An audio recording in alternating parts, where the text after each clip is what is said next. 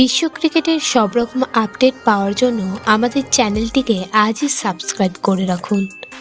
আজ আইপিএলের পঞ্চম ম্যাচে টসে জিতে বল করার সিদ্ধান্ত নেয় মুম্বাই ইন্ডিয়ান্স। গুজরাট শুরুটা ভালো করলেও 12 ওভারের মধ্যে তাদের প্রথম 3 উইকেট পড়ে যায়। সাই সুদর্শনের লড়াকু 45 রান ছাড়া বাকি তেমন কেউ ভালো ব্যাটিং করতে পারেনি গুজরাটের।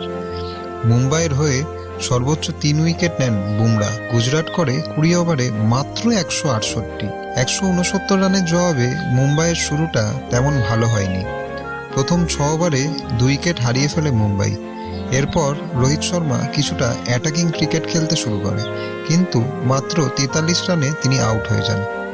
শেষের ওভারে মুম্বাইয়ের জয়ের জন্য দরকার ছিল 6 বলে 19 রানের, কিন্তু উমেশ যাদবের অসাধারণ বোলিংয়ে গুজরাট এই ম্যাচ 6 রানে জিতে নেয়।